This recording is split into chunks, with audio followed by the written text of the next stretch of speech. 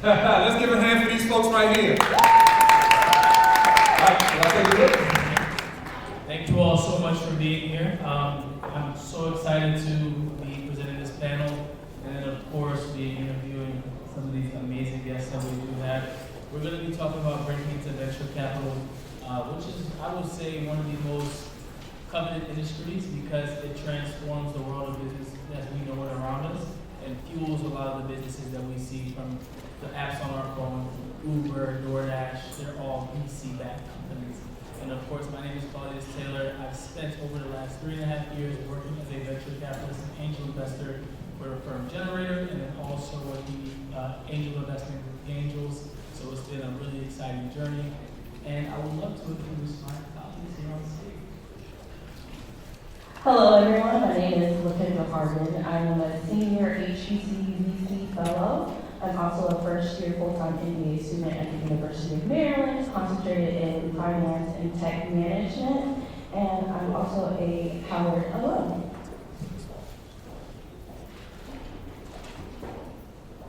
All right, how's everybody doing today? My name is Darius Clair. I am a Bowie State alumni. Shout out Bowie State. Formerly with Techstars. And then I do a lot of ecosystem building, venture capital work in the DC area. So supporting some companies. You might be familiar with DC Startup and Tech Week, and a couple other ventures I've been in this space for about maybe the last 3 years. So excited to be here and support you guys. Awesome. So our panelists bring a diverse background in terms of their experience, but I think everybody's real burning question is, how did you get started in venture capital? What did your journey look like at a high level? Well, to be honest, I'm still trying to break into venture capital. It takes a lot of work. I found that a lot of investors, they want to see you already do the work of venture capital, which is talking to founders and connecting with investors and engaging in the community.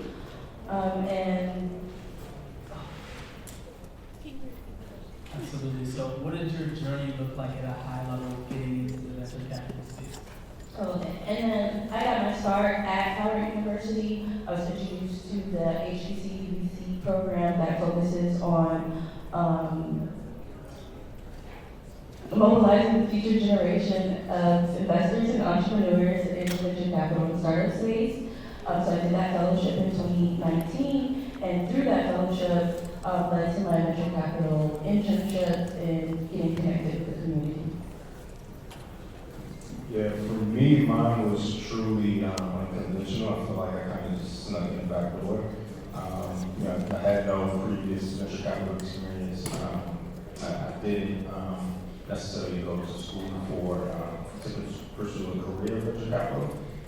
I went to school for finance, and so I came out and coming into the financial world, the banking world, just wasn't fulfilled, but I was always an entrepreneur. And so the more I kind of started to dig deep into supporting entrepreneurs locally, I got exposed to the venture capital ecosystem. And so for me, I wanted to figure out how can I apply a career in venture capital or start to transition into venture capital without going back to school to try to get some of that education. And so for me, I just started to use my resources. So really just kind of leaning on my network, networking with folks in that space. And then as I started to do that, I started to learn more and get more exposure. And so I set out to try to build my own syndicate firm. And so to try to invest into deals of my own. And so that proved to be helpful, but it wasn't by any means successful. And so, but doing that work kind of gave me the influence and I would say network to start navigating my way into a VC firm. And so that was kind of me kind of seeing into the back door. I gave to my co-host point. I'm still kind of working in, and so still making that transition. And I'm going to keep it with you for a second, Darius. How did any type of preconceived notions about HBCUs or HBC biases as you know, we've seen venture capital as an industry that likes to pick off talent from some of the big Ivy League talent schools. How did that really impact your journey? Yeah. For me, I didn't know much about VC in school or coming out of school. And so that was like a new lane for me. And so trying to understand what that looked like and like what is a career in VC look like. And so, it was tough early on. It was a new world to me. So, trying to backtrack and meet individuals who had, some of the information and the knowledge and learning in the space was helpful for me in terms of just learning and acting.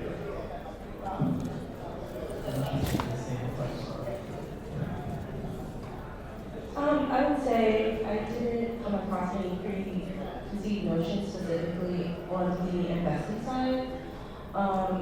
Throughout my journey, I leaned on most of the emerging managers, and so with them being new into the space, they would welcome HBCU students with open arms into the space as well. I know that maybe, and like the traditional investors probably think that like, you don't have the same kind of network, but I also found that that's our superpower, is that they usually don't look at our communities and Black college are typically overlooked, and so we're able to make those connections. Absolutely, and piggybacking off of superpower, because I like that terminology that you use. What was the defining moment where you said, wow, like being at an HBCU gave me an edge in a specific scenario, maybe it was an event, or maybe it was a key moment that really kind of shifted some landscape?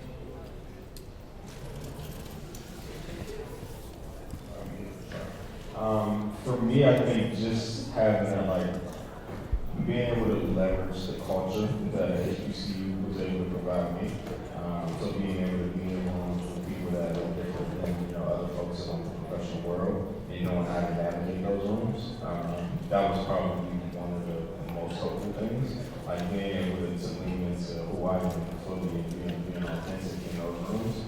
People really appreciate that. And there's a preconceived notion that we have to kind of be a little bit more like that in certain spaces, and rightfully so.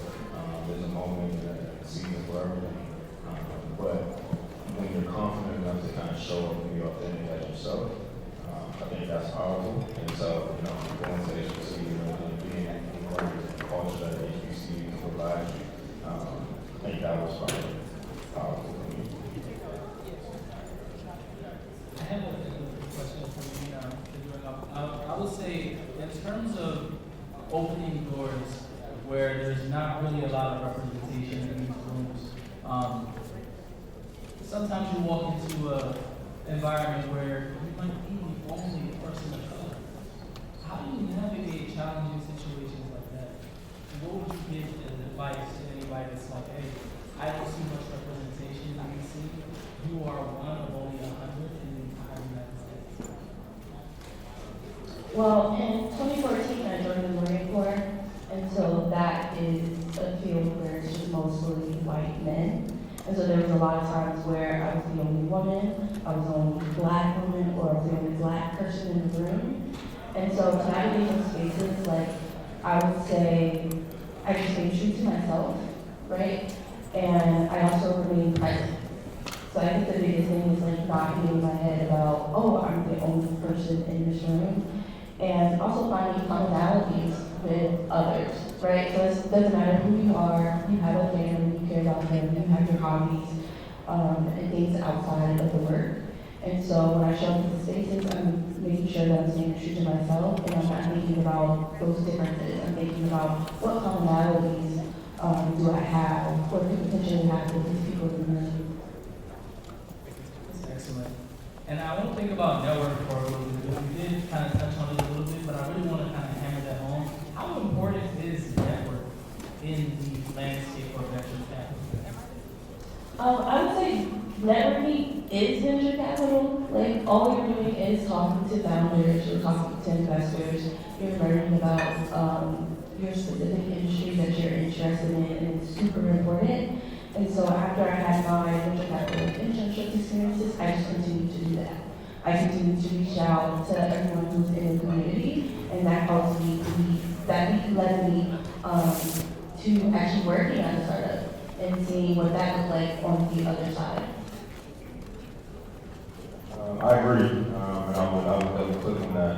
Your networking is powerful, and so if you learn to do it efficiently, effectively, and genuinely, that can be probably the most impactful and powerful tool that you have.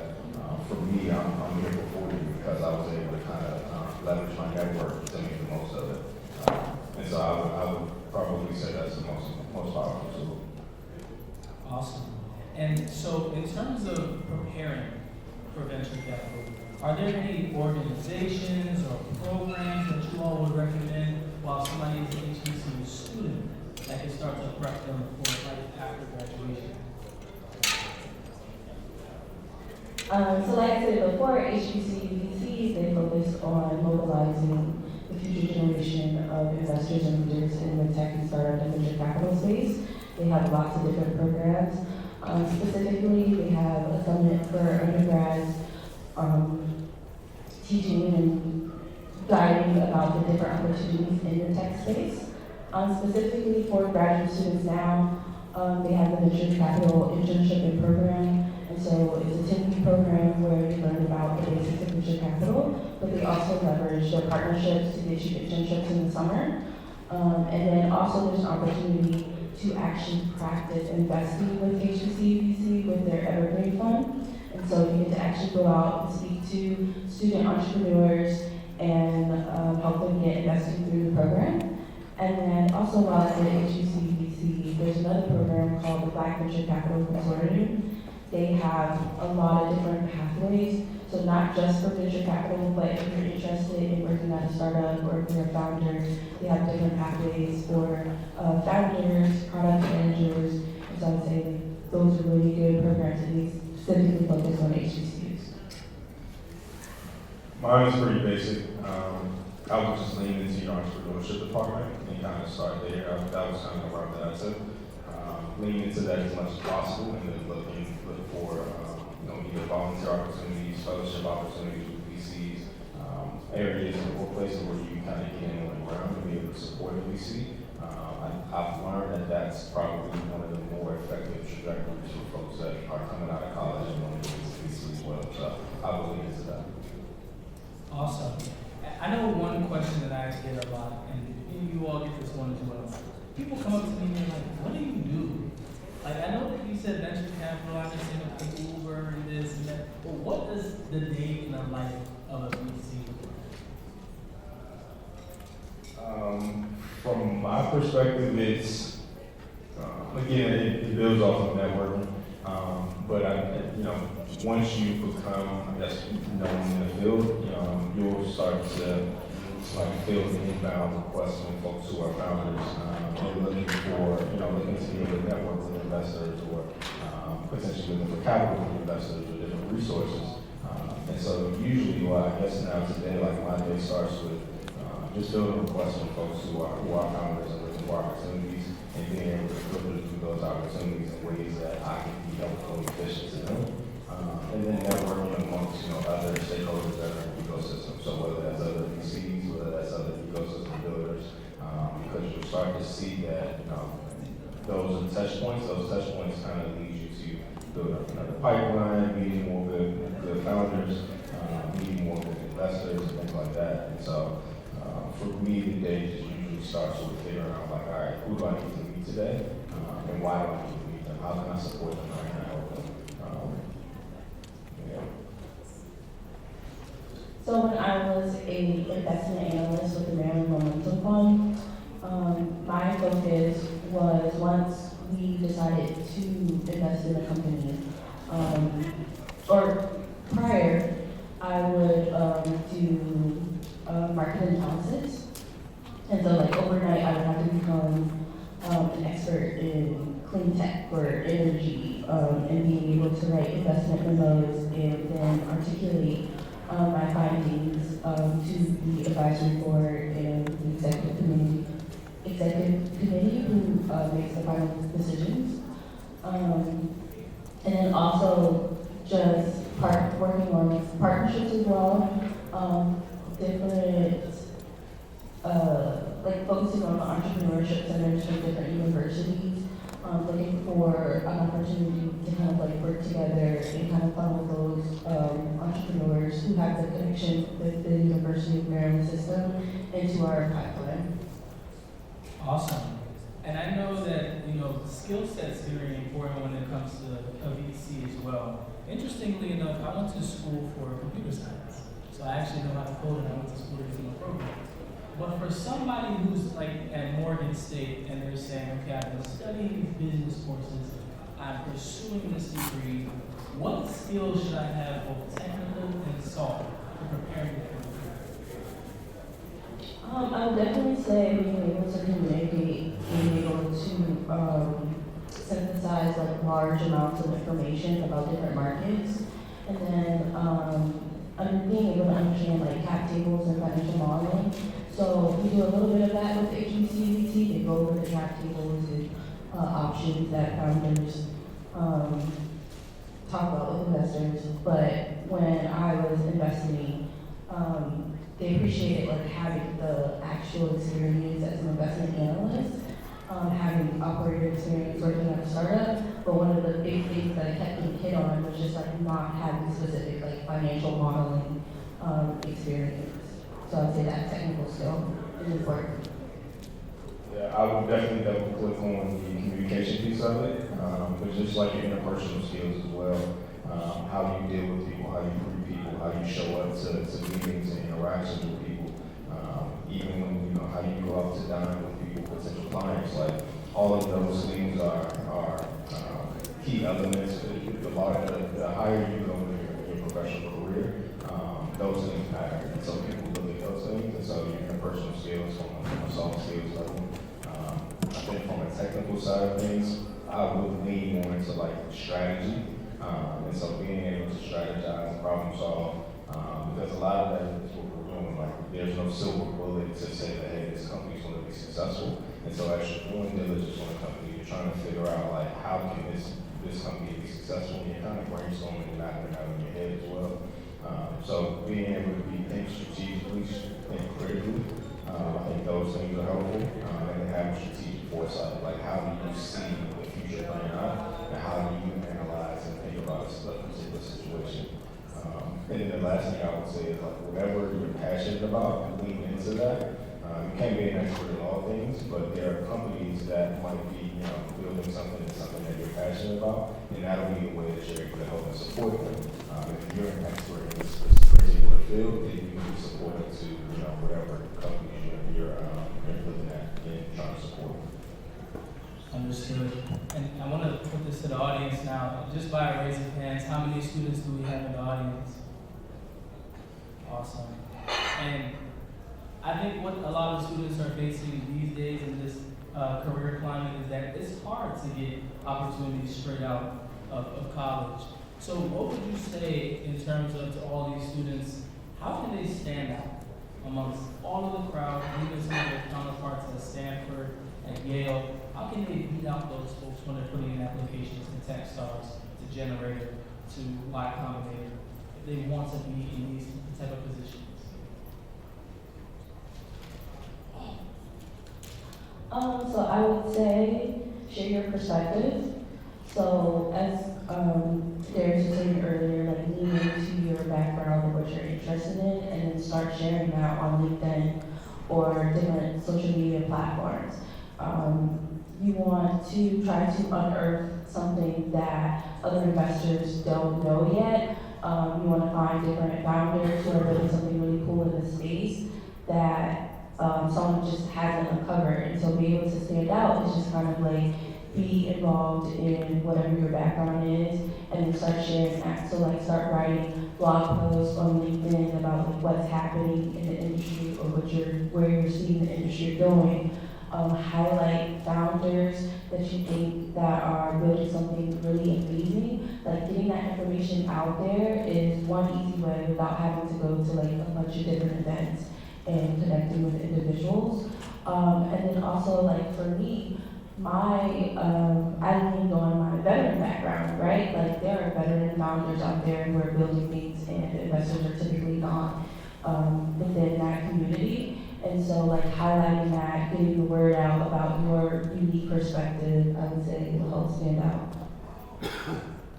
Yeah, and I would lean into, you know, how you show up as being confident as you're going out and looking for opportunities, but being very specific and efficient and then detail oriented.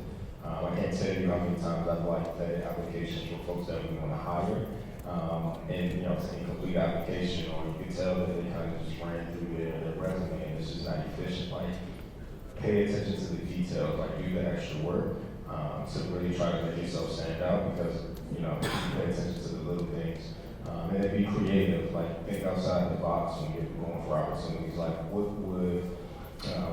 say something that you don't think somebody else would say. You know, bring up something or learn something about that individual or that company that you're trying to court, and so that you can, you know, stand out and, you know, beyond anybody else that's looking for them as well. Because everybody's doing the same thing. Everybody's, submitting applications. Everybody's, going on interviews, but do something to make yourself stand out. And so I would just, lean into that. But in order to do that, you have to be confident in yourself first. I also wanted to add on to that.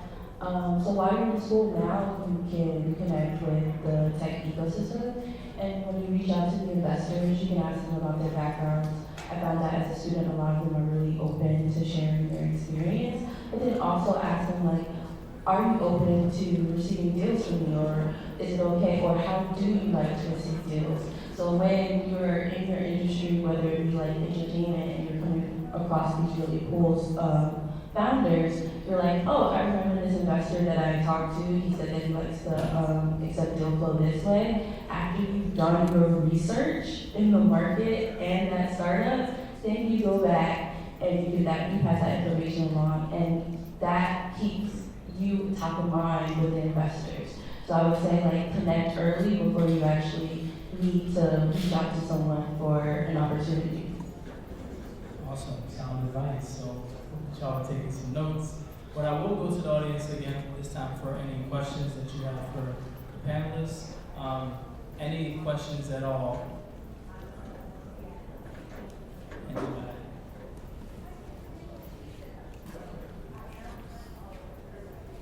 Going once, going twice.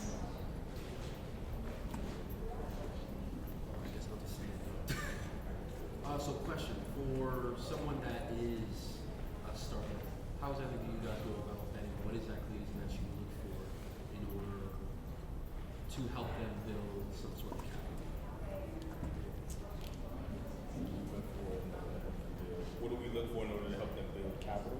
Yeah, like, I guess in the sense of vetting them Vetting, diligence. to prepare them for like getting capital from, say, something such as your company.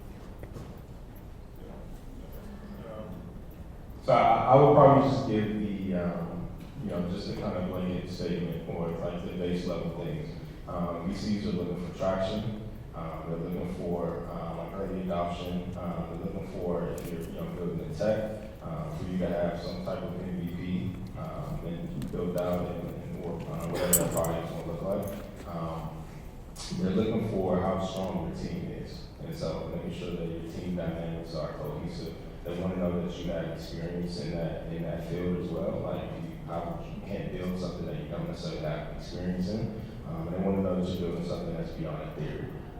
And so from a base level, I would start there and try to make your foundation of your business as strong as possible. And then, as you start to really working, hands-on with the VC, like, they'll start to plug on other strings to kind of help you go a little bit deeper into those areas. Awesome. So, hope we have more. Yeah, more of a non-technical question. I'm curious if there was anything either of you wish you would have done that was non-technical that would have challenged your career kind of move forward as you're now kind of in VC. I think I'm gonna join all on this answer. I wish I would have got an MBA. It's not even half of that.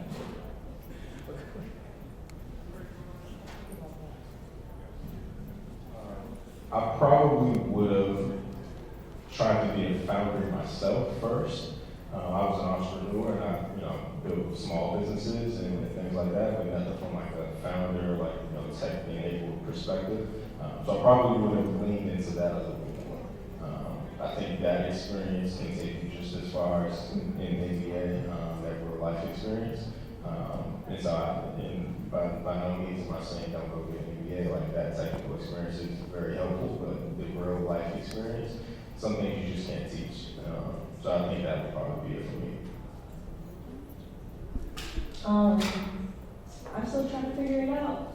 And right now I'm full-time MBA, and so I feel like I'm where I need to be. And so like even though I'm a student, I'm still focused on founders. I'm volunteering with the Entrepreneurship Center. I am helping the school with looking for market entry with its research there. And yeah, so I'm where I am. I'm learning the things that I need to learn, and so I think I'm on the right path to just kind of like fill those gaps, right? So when I was in the job market, I was getting a lot of feedback, and so now I'm working on filling those gaps. Awesome. And we'll take your question after because we have to wrap. But I want the panelists to answer this last question before we go out. Why is it so important that we continue to push as many folks in this room into the field of venture capital? That's a good question. For me, when I was introduced to venture capital, I felt as though I was introduced to a whole new world that helped me understand how things work, right? So I'm like adopting new technology. I'm on social media, and I'm just like, where did this come from? And so I think it's important for our community, not just for like more investors, but also like entrepreneurs that are building tech-enabled businesses. So that way that our community can continue to grow, and we can also be a part of those changes that is happening in society. So instead of us kind of like riding the wave, we can start leading the wave.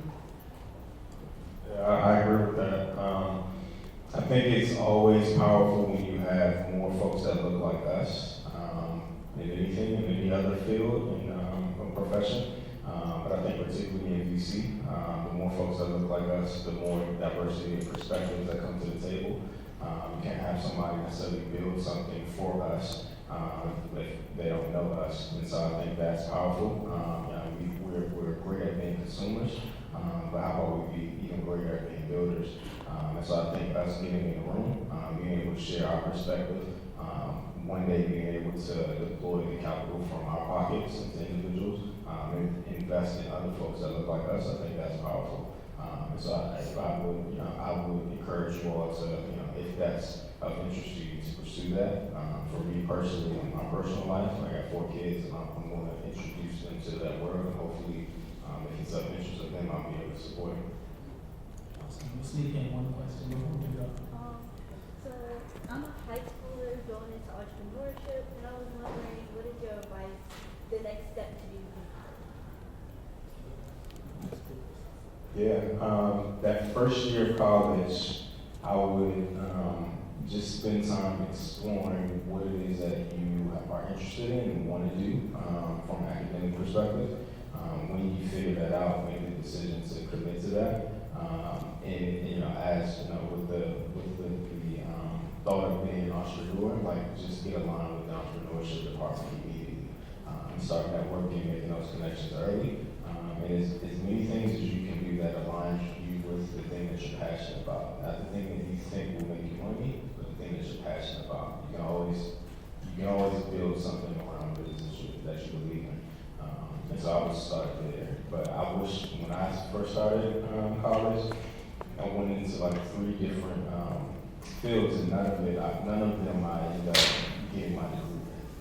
So I would take that first year to just kind of figure out what it is that you want to do. And then I would also still like emphasize making connections and networking, but not just with like your peers or employers, but also like pay attention to your professors.